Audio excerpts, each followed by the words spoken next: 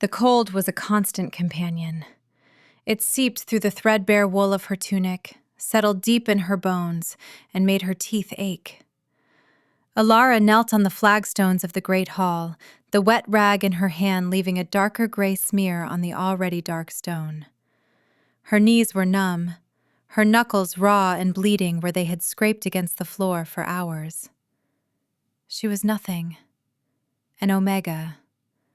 A ghost that haunted the edges of the Blackwood pack, visible only when there was a mess to clean or a boot to be polished. They called her Scrab, a name spat like a curse, a constant reminder of her place, scrubbing at the filth of others. Her parents had been traitors, they said. Exiled for challenging the old Alpha years ago, they had perished in the unforgiving wilds, leaving her behind as a stain on their memory. She was allowed to live within the pack's territory only as a charity case, a living embodiment of shame. A tool for the cruel to sharpen their tongues on. A bucket clattered beside her, sloshing icy, dirty water over her bare feet. Alara flinched, pulling her legs in, a gasp of pain escaping her lips. "Dreaming again, Scrab?" Lyra's voice was sharp and mocking, slicing through the quiet hall. Lyra was the Pack Alpha's daughter, beautiful and cruel, with eyes the color of a winter sky and a heart to match. "You missed a spot." She pointed a manicured finger at a perfectly clean section of the floor. "My apologies," Alara whispered, her voice hoarse from disuse. She reached for her rag, her movements stiff. Lyra's boot lashed out, kicking the bucket over completely. The frigid water flooded the floor around Alara, soaking the hem of her tunic. It felt like being stabbed with 1,000 tiny needles of ice. "Clumsy thing. Now you have a real mess to clean. Do it again. Properly this time."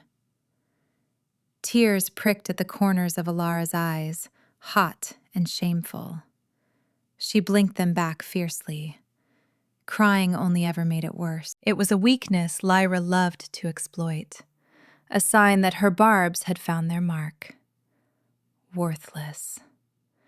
The word echoed in the hollow space of her chest. It was their favorite word for her.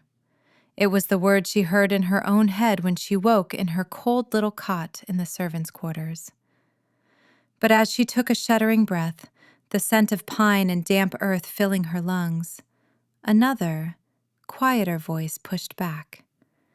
It was a stubborn, weary thing, this voice of resilience. It told her to endure, to survive. One more day, just one more. She gritted her teeth, the muscles in her jaw aching. She would not break, not for Lyra, not for any of them. She picked up the empty bucket and, without another word, began the slow, painful process of soaking up the spilled water with her single, pathetic rag. She would finish her task. She would always finish. It was all she had. The wind howled like a hungry wolf outside the fixed stone walls of the lodge. A blizzard was rolling down from the frozen peaks, faster and more ferocious than the Packseers had predicted.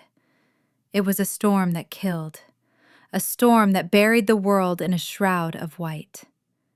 And they were sending her into it. "The hearth in the Alpha's private study is running low on wood," the head servant, an older, grim-faced man named Boren, had told her. His eyes held a flicker of something that might have been pity, but it was quickly extinguished. Orders were orders. "Take the small axe and go to the eastern copse, and be quick about it." It was a death sentence. The eastern copse was a 20-minute walk in clear weather. In this rising storm, it was a frozen hell from which no one would expect her to return. She was being disposed of, as easily as spoiled meat. Alara wrapped her thin cloak tighter, the coarse fabric doing little to ward off the biting cold. She didn't argue. Arguing was for those who had a voice, for those who mattered. She simply took the small, worn axe and stepped out into the screaming fury of the wind.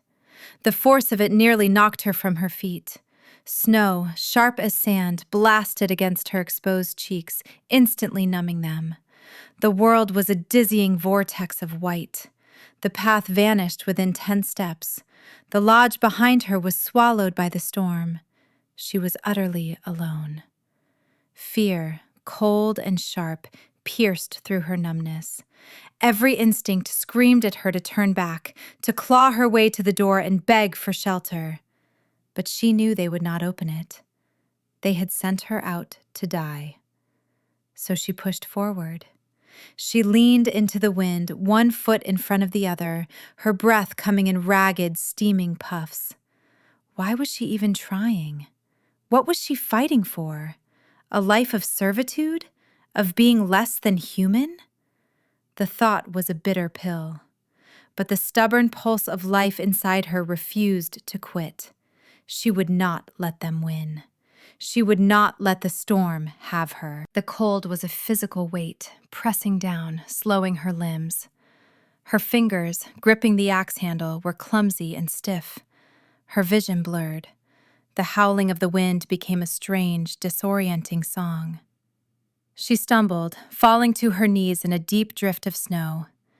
It would be so easy to just lie here, to close her eyes and let the cold take her, to finally sleep. No.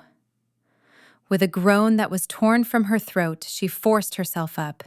She kept moving, driven by nothing but a primal refusal to cease. She did not know how long she walked. Time lost all meaning, measured only in the agonizing burning of her lungs and the screaming of her muscles. Then, through the blinding swirl of snow, she saw it. A dark shape against the white. A cleft in the rock, a small cave half hidden by a curtain of ancient, snow-laden pines. Shelter. Sobbing with relief, she staggered toward it, her legs threatening to give out with every step. She practically fell into the opening, collapsing onto the cave floor, out of the direct assault of the wind. The sudden relative quiet was deafening. Her body trembled violently, a desperate attempt to generate warmth. As her eyes adjusted to the gloom, she realized she was not alone. A scent hit her first. Not the scent of damp rock or winter pine, but something else. Something wild and primal, mixed with the sharp, metallic tang of blood. Her gaze swept the small space and landed on a shape in the far corner. It was a man. He was enormous, built on a scale that seemed impossible, with shoulders as broad as a doorway. He was slumped against the rock wall, his dark clothing torn and stained. A great, ugly gash wept blackish blood down his side, pooling on the stone beneath him. Surrounding him were the broken bodies of at least 5 creatures. They were not wolves or men, but twisted things of shadow and malice, their forms seeming to smoke and dissipate even in death. He had been in a battle, and he had won. Barely. His head was bowed, a curtain of long black hair hiding his face. He was utterly still. Was he dead? A low groan rumbled from his chest, a sound of profound agony that vibrated through the very floor of the cave. He was alive. And Alara, who had spent her entire life being invisible, was trapped in a cave with a dying, impossibly large warrior. Her heart hammered against her ribs, a frantic drum of pure terror. Run. The single word screamed through her mind. Run back into the storm. It was safer than this. This man was clearly a fighter, a killer. His very presence filled the small space with an aura of lethal power, even in his wounded state. She took a half step back, her foot scuffing on the gritty floor. The sound was tiny, but in the silence of the cave it was like a thunderclap. The man didn't move. Another pained sound escaped his lips, this one softer, a mere whisper of suffering. It wasn't the sound of a monster. It was the sound of someone in unbearable pain. It was a sound she knew all too well. It stopped her cold. Her fear warred with a deeper, more ingrained instinct. She had been raised on scraps, but she had never been able to watch another creature suffer if she could help it. She'd once spent a week nursing a bird with a broken wing, hiding it from the other servants, only to have her heart break when it finally died. This was not a bird. This was a dangerous stranger. But the sound of his pain was the same. Slowly, cautiously, she crept closer. She could see the wound more clearly now. It was deep, and the edges were tinged with a sickly blackness that spoke of poison.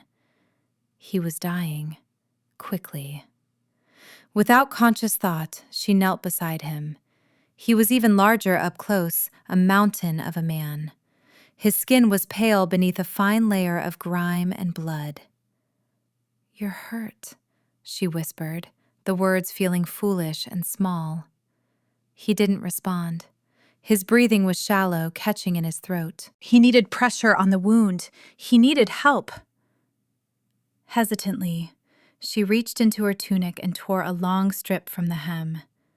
It wasn't much, and it was hardly clean, but it was all she had. Her hands trembled as she reached for his side, for the gaping, poisoned wound.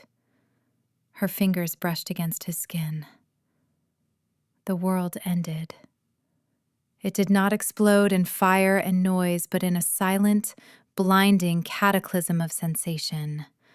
A bolt of pure, white-hot energy shot up her arm, straight from her fingertips to her soul.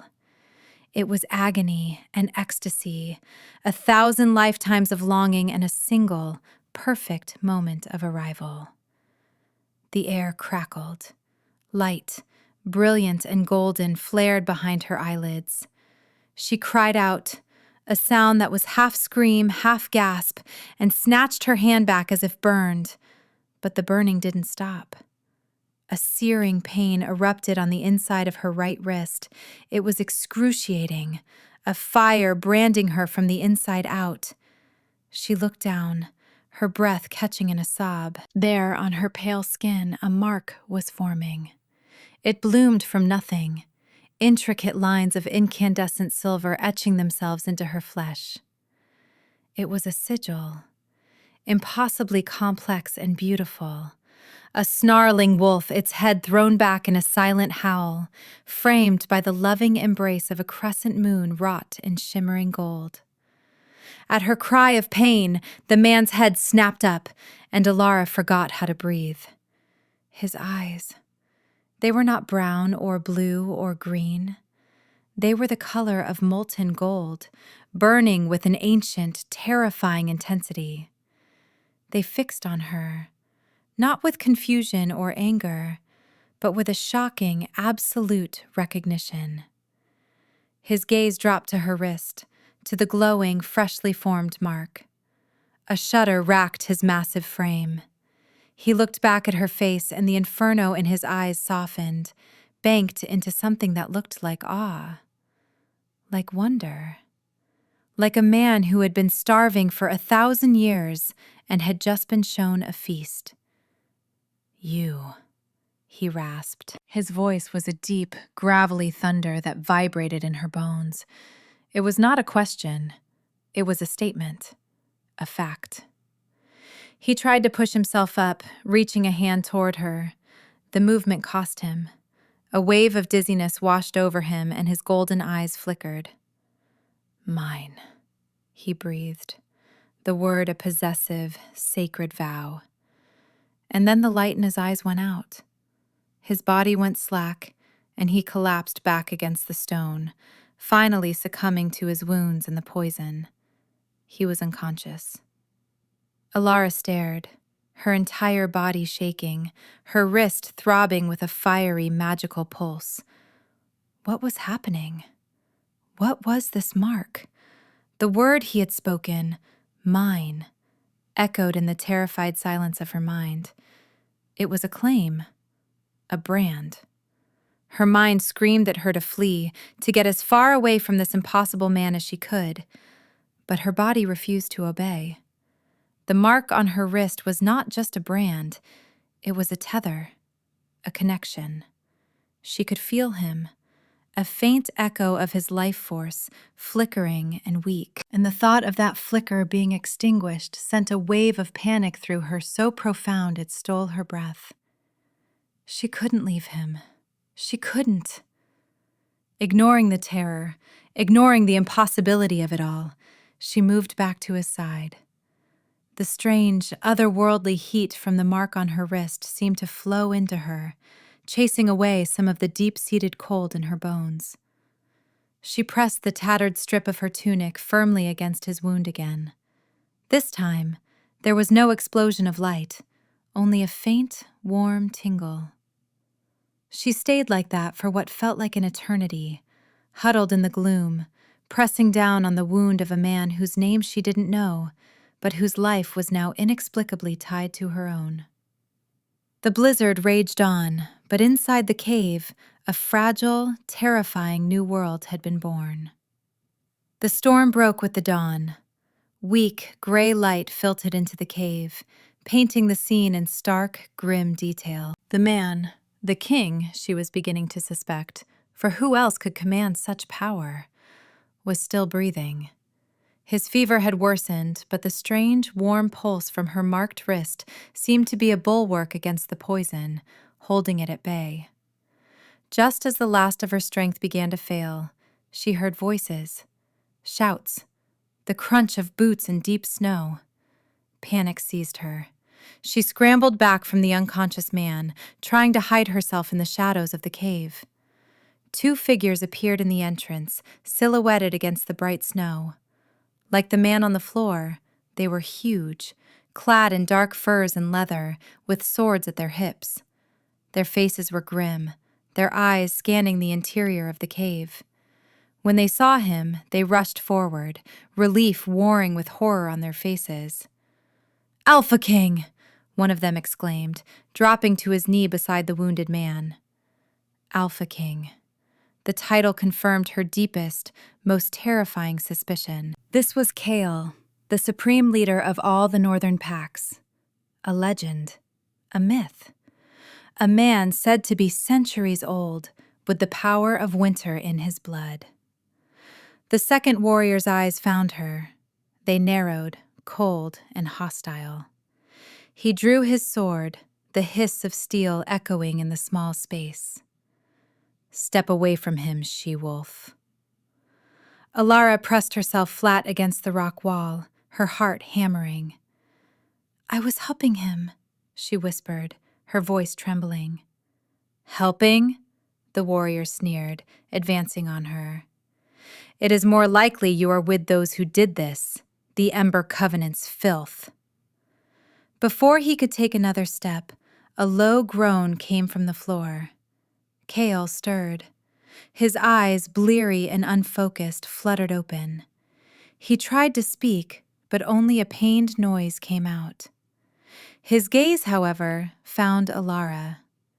He lifted a hand, a weak, trembling gesture in her direction. It was enough. The warrior with the drawn sword froze, his eyes widening in confusion.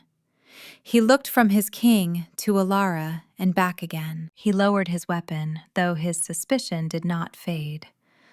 The first warrior, whose name she would later learn was Fenrir, looked at her with a new, calculating expression.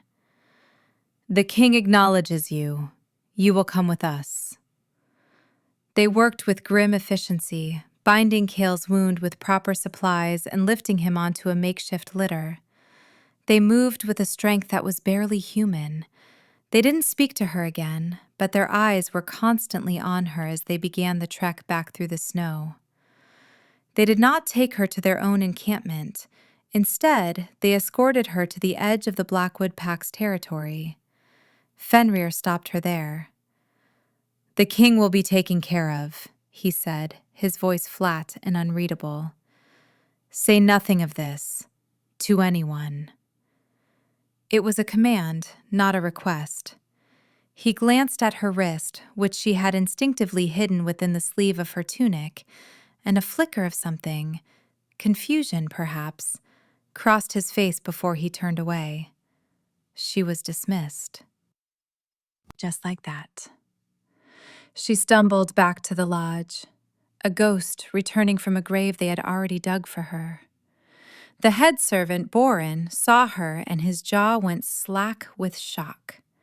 He quickly masked it with a scowl, ordering her back to her duties as if she had merely been late. No one asked where she had been. No one cared. Alara moved through the day in a daze, her mind reeling. The mark on her wrist was a constant, warm presence, a secret fire under her skin. She wrapped a strip of clean rag tightly around it, hiding it from view, though she felt as if it were glowing brightly enough for the entire world to see. That evening, as she was clearing the plates from the Alpha's family dinner, Lyra cornered her in the narrow hallway leading to the kitchens. "So the little rat decided to crawl back," Lyra hissed, blocking her path. Her eyes were narrowed with suspicion. "Where did you go? Find a hole to die in and then change your mind?" "I got lost," Alara said, keeping her eyes on the floor. "The storm—" "Don't lie to me," Lyra snapped, shoving her hard against the wall. The stack of dirty plates crashed to the floor, shattering into 100 pieces. "You stink of the outside. And something else." She leaned in, sniffing the air around Alara like a predator. "Something powerful." Alara tried to push past her, panic rising in her throat. "Please, just let me clean this up." Lyra grabbed her arm. Her grip was like iron. "What are you hiding, Scrab?"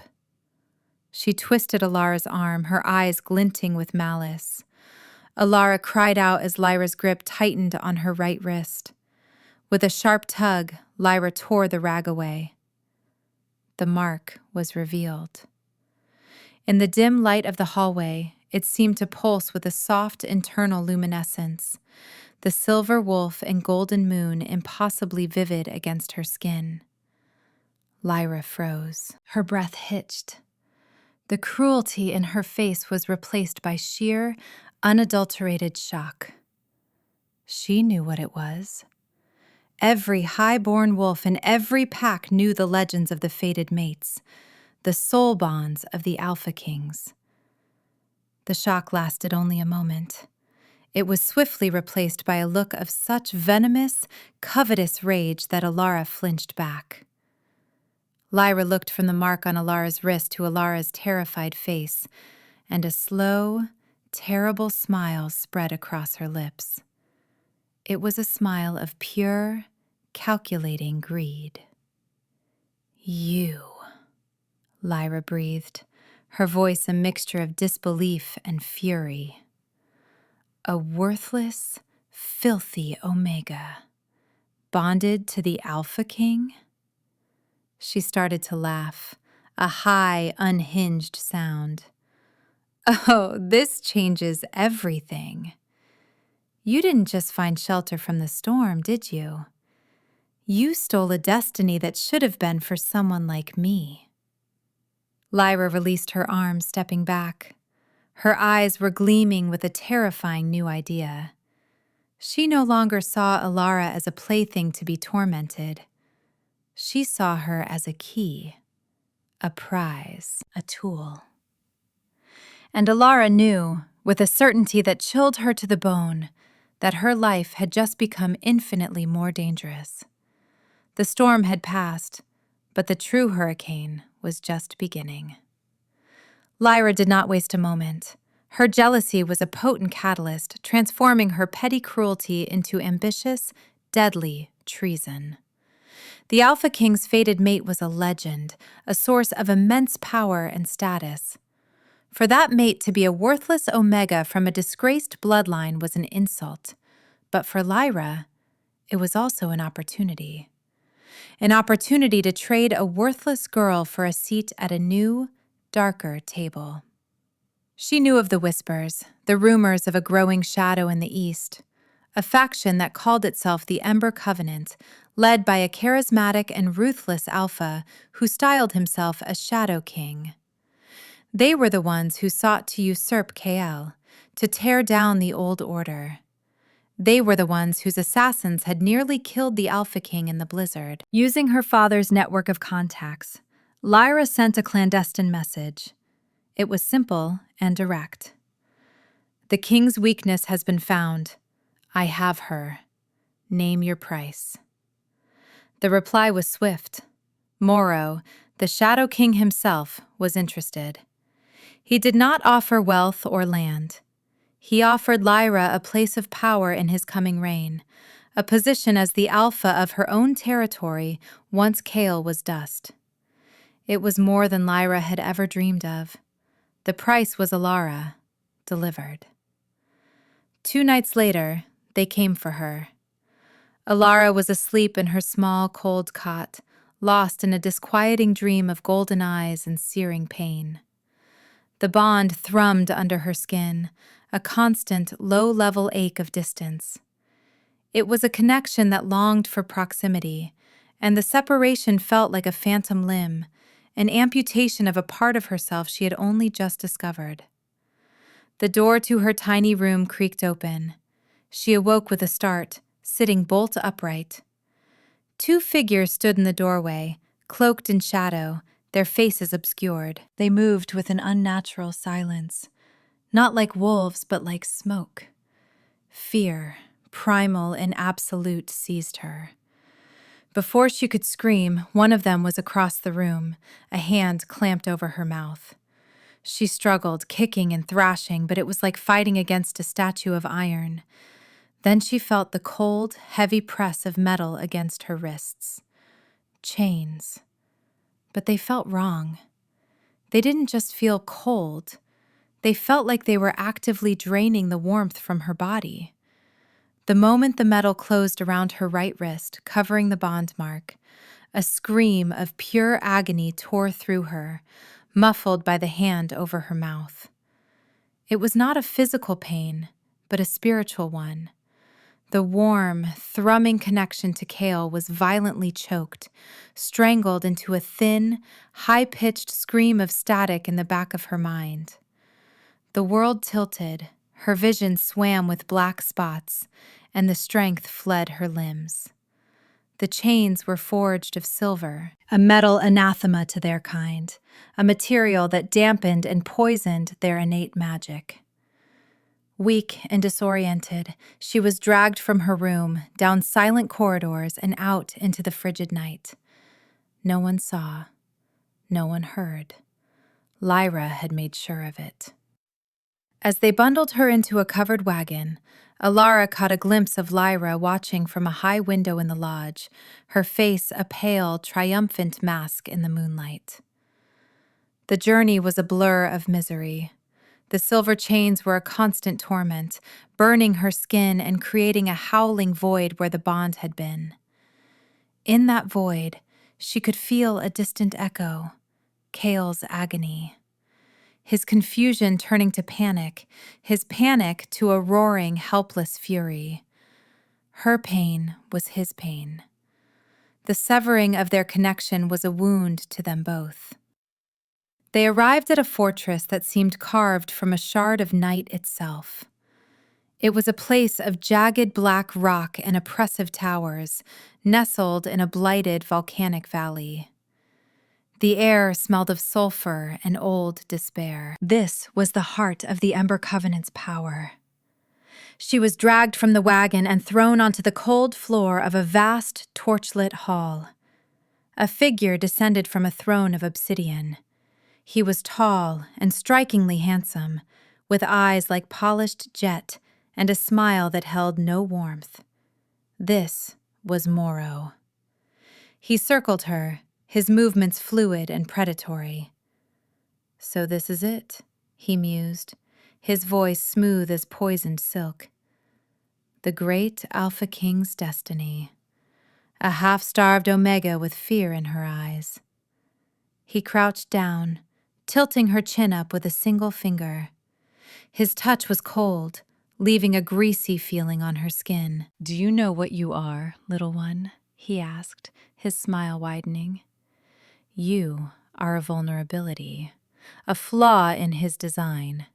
For centuries, Kale has been a fortress, untouchable, alone. But the soul bond, it is a gateway, a door into his very soul, a door he has foolishly left unlocked." He stood, turning his back to her. "We had planned to kill him, a simple, clean solution. But this," he gestured to her, "this is so much more elegant. We will not kill him. We will shatter him. We will corrupt this precious bond you share. We will use it as a conduit to pour poison directly into his spirit, to break him from the inside out. He will be a hollow king on a broken throne, and his kingdom will fall into my hands like ripe fruit." His words were a physical blow. To be used as a weapon against the one person who had looked at her and seen something of worth. It was a cruelty beyond anything she had ever imagined. "Take her to the dungeons," Moro commanded, his voice bored now that the pronouncements were made. "Prepare her for the ritual." The dungeon was worse than she could have conceived. It was a lightless, dripping pit deep beneath the fortress. The silver chains were bolted to the damp stone wall. The cold was absolute, but it was nothing compared to the gnawing emptiness inside her.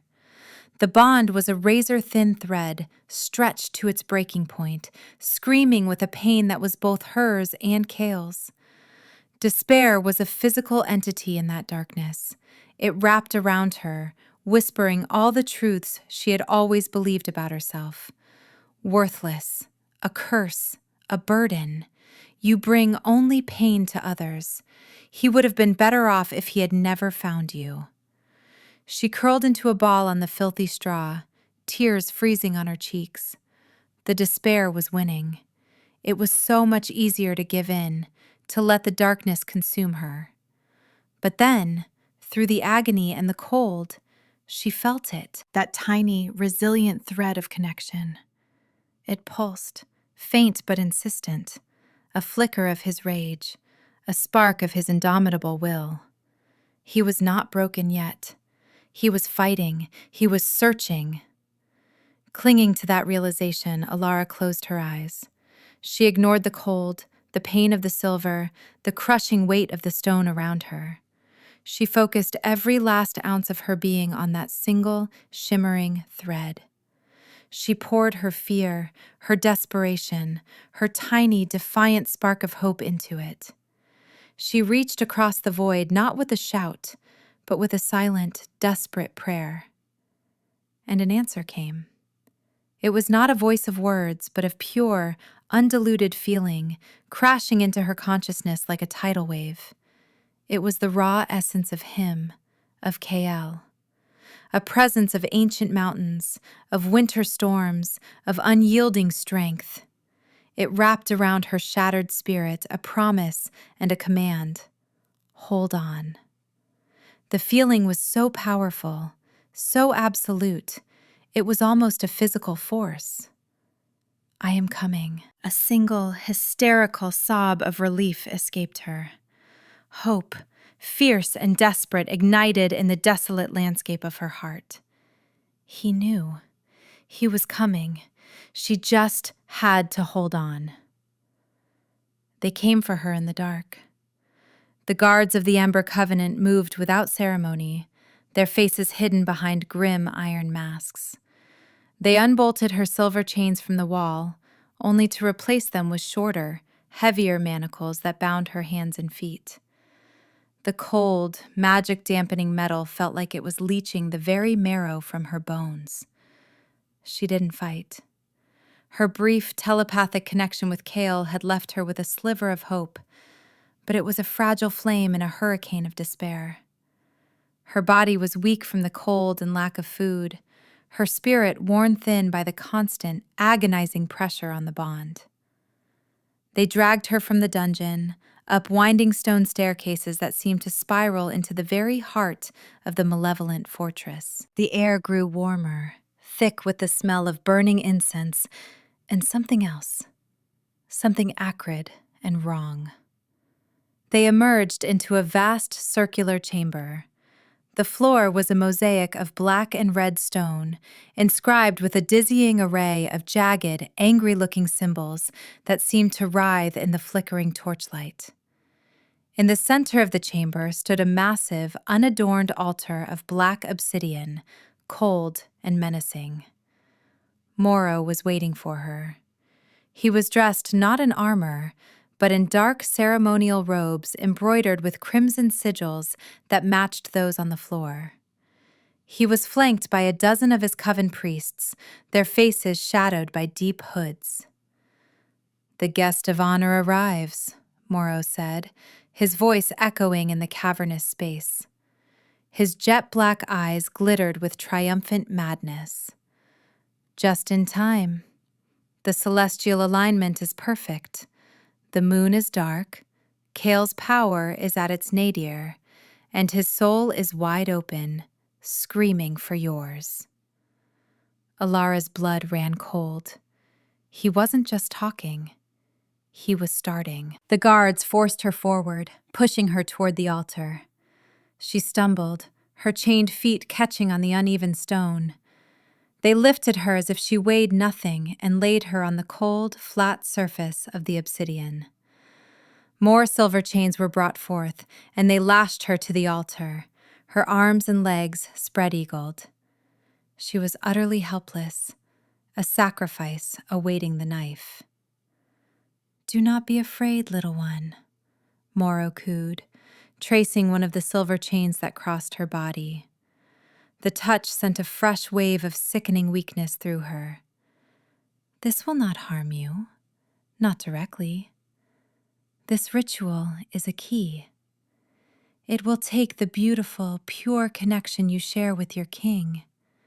He said the word king with dripping sarcasm. "And invert it. All your pain, all your fear, all the despair I can pour into you will be funneled directly into his heart. It will be your own hand that destroys him." He laughed, a sound that was utterly devoid of humanity. The coven priests began a low, guttural chant, the sound vibrating through the stone altar and into Alara's bones. The symbols on the floor began to glow with a sickly red light, the energy in the room building, becoming a heavy, suffocating pressure. The thread of her bond with Kael, already stretched to its limit, began to twist and corrupt. She could feel his distant confusion turning to raw agony as the dark magic began to seep through. She cried out, thrashing against her bonds, a desperate, futile struggle. "No! Stop!" Morrow only smiled. "He can feel you, can't he? He can feel this. Good. Let him suffer." The chanting grew louder, the red light more intense. The air grew thick and hot, smelling of ozone and blood. The ritual was reaching its apex. Alara's consciousness began to fray, the pain overwhelming her. And then the world exploded. It was not the ritual. It was a sound, a cataclysmic impact that shook the entire fortress to its foundations. The northern wall of the chamber disintegrated, blowing inward in a shower of rock and dust. Stone shrapnel tore through the ranks of the coven priests, silencing their chant and choked screams. Through the dust and chaos, a figure stepped into the breach. It was Kale. He was no longer the wounded man from the cave. This was the Alpha King in his full, terrifying glory. His eyes were not gold, but blazing silver, incandescent with a rage that seemed to bend the very air around him. Frost spiderwebbed across the floor with every step he took. He was not a man. He was a natural disaster. a winter storm given form and fury. "Moro!" His voice was not a shout, but a roar that promised death. Behind him, his warriors poured through the opening, a wave of gray fur and gleaming steel. They were the Winter Guard, his elite, and they fell upon the remaining coven members with a brutal, silent efficiency.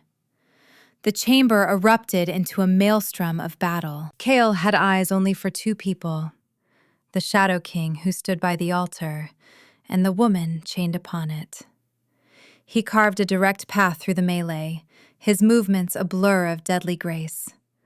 Coven assassins threw themselves at him, and he dispatched them without breaking stride, his bare hands like weapons of stone and ice. Moro met his charge, his own dark power flaring to life. "You are too late, old wolf," he screamed, hurling a bolt of black fire at Kale. Kale swatted it aside with a contemptuous flick of his wrist, the flames dissipating into harmless smoke against his aura of cold. "You touched what was mine," Kale snarled, the words low and guttural. "There is no corner of this world you can hide in now." They crashed together, a collision of shadow and frost, of fire and ice. The chamber shook with the force of their blows. It was a battle of titans, a war of fundamental forces. Alara could only watch, her heart caught between soaring hope and gut-wrenching terror. He had come. He had truly come for her. The fight was brutal and swift. They were evenly matched in power, but Kale's rage gave him an edge. He fought with the desperation of a man reclaiming a piece of his own soul. He forced Moro back, step by step, away from the altar, away from Alara. But Moro was cunning. Feigning a stumble, he drew Kale in. As Kale lunged for the finishing blow, Moro unleashed his true trap. A net of pure shadow, woven with a spell of soul-withering despair, sprang from the floor and engulfed the Alpha King. Kale roared, not in pain, but in fury, as the shadows clung to him, sapping his strength, dimming the silver light in his eyes. He stumbled, falling to one knee, his head bowed under the immense psychic pressure. Seeing him fall, seeing him in pain because of her, something inside Alara finally broke. It was not her spirit. It was the dam that had held back a lifetime of pain, of humiliation, of being told she was worthless. The dam that had held back the secret, dormant power sleeping in her blood. All the fear, all the despair, all the rage, and all the fierce, protective love that had bloomed in her heart for the man on his knee, it all coalesced. It ignited. She screamed. It was not a scream of fear or pain. It was a scream of cosmic, absolute power. A sun was born in that dark chamber. A wave of pure, golden light erupted from her body, impossibly bright, impossibly warm. It was the light of life itself, the antithesis of Moro's necrotic shadows. The silver chains that bound her to the altar did not just break. They sublimated, turning to vapor in the incandescent heat. The dark sigils on the floor were scoured clean, erased by the cleansing fire. The coven members still fighting shrieked as the light washed over them, their shadow magic turning to ash. Kale's winter guard shielded their eyes, awed and terrified. The net of shadows around Kale evaporated like mist in a dawn it had never expected to see. Moro was thrown backward, tumbling end over end, his robes smoking. He stared at Alara, who now stood on the altar, unchained, bathed in a column of soft golden light that poured from her as if she were its source. What are you?" he stammered, his bravado shattered, his face a mask of disbelief and fear. Alara looked at him, and for the first time in her life, she felt no fear, only a calm, terrible certainty. Her voice, when she spoke, did not tremble. It rang with the clarity of a bell and the authority of a queen. "I am not worthless," she declared, the words a judgment. "I am not a tool. I am not a weakness." She met Cale's gaze across the room. His silver eyes were wide with stunned, reverent awe. "I am his," she said, her voice softening for a moment, a vow made in the heart of battle. She looked back at the cowering Shadow King. "And he is mine." She raised her hands. The golden light coalesced, gathering between her palms into a sphere of blinding energy. She felt no strain, no effort. The power flowed through her as naturally as breath. With a final declarative cry, she unleashed it. A focused beam of pure life, of sunfire and soul light, shot across the room and struck Morrow. He screamed, a high, thin sound that was cut short as the light consumed him. His shadows were burned away, his dark magic unmade, his very essence unraveled. For a moment, he was a silhouette against the sun, and then he was simply gone. Nothing remained but a faint scorch mark on the stone. The battle was over. A profound silence fell over the chamber, broken only by the ragged breathing of the warriors. The column of golden light around Alara slowly receded, flowing back into her until it was just a faint, warm glow beneath her skin. The adrenaline, the rage, the impossible power, all drained away at once, leaving behind a bone-deep exhaustion unlike anything she had ever known. Her knees buckled. The world tilted and went gray. She was falling. But she never hit the floor. In the space between one heartbeat and the next, he was there. Cale moved faster than sight, closing the distance and catching her before she could fall. His arms, strong as ancient oaks, wrapped around her, pulling her tightly against his chest. He just held her, his face buried in her hair, his entire body trembling with the aftershocks of battle and overwhelming relief. He breathed her in, the scent of her, the simple, solid reality of her in his arms. "You saved me," he whispered, his voice thick with emotion, rough with awe. He pulled back just enough to look at her, his hands framing her face as if she were the most precious, fragile thing in the universe. His eyes, now a soft, molten gold, searched hers, filled with a love so profound it was humbling. "You came for me," she replied, her voice barely a whisper. Her hand, trembling with exhaustion, rose to touch his cheek. The rough stubble, the warmth of his skin, the fierce reality of him, it grounded her. His gaze dropped to her wrist. The silver had burned her skin, leaving angry red welts, but beneath them, the bond mark was faint, almost invisible, drained by the ordeal. He lifted her hand with infinite gentleness, his thumb stroking over the ghost of the sigil. Then, he lowered his head and pressed his lips to the mark. Fire bloomed under his touch. Not the searing pain of the brand's creation, but a deep, healing warmth. The mark flared to life, blazing with a light even brighter than before. The silver wolf and golden moon shone with celestial brilliance, and as it did, Cale gasped, a sharp intake of breath. He pulled back his own hand, staring at the back of it. There, mirroring the sigil on her wrist, a new mark was burning itself into his skin. A golden moon tenderly embracing a silver wolf.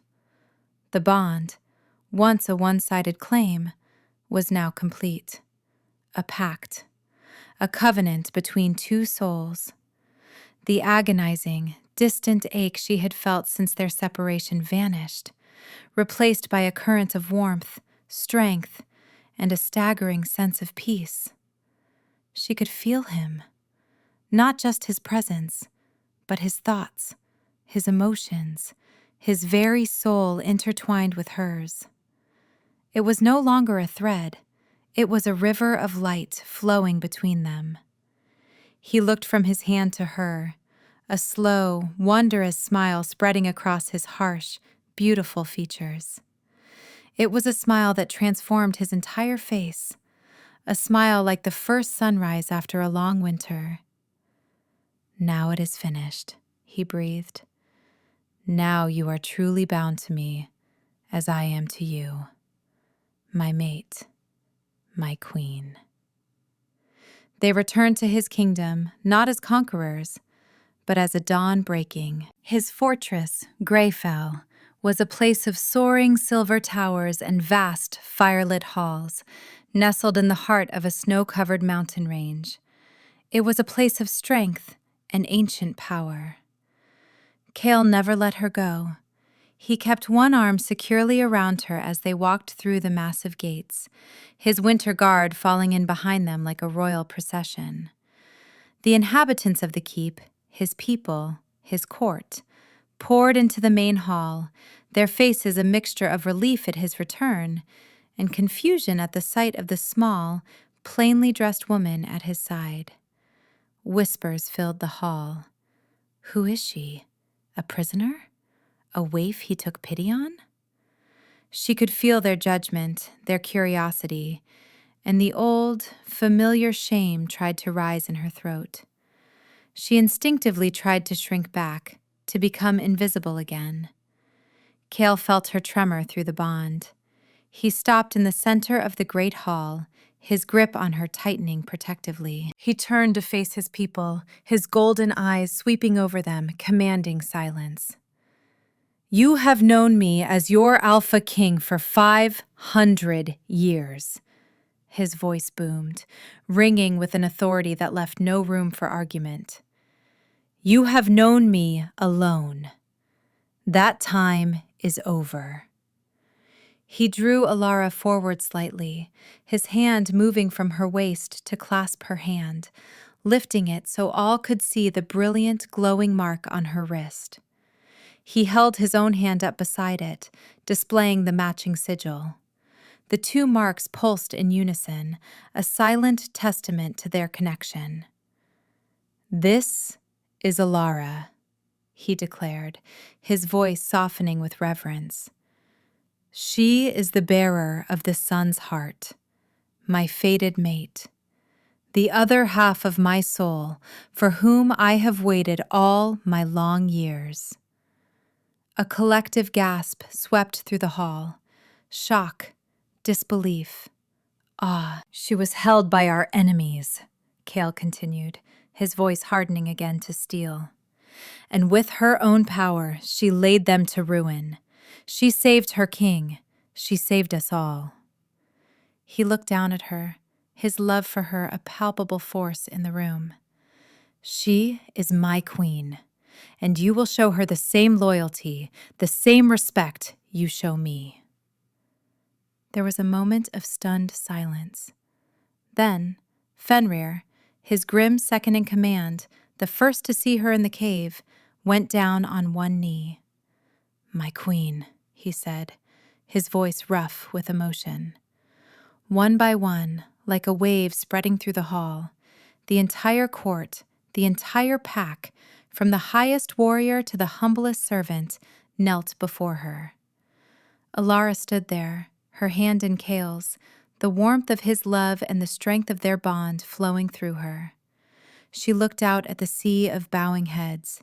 Just days ago, she had been the one on her knees, scrubbing floors invisible and worthless.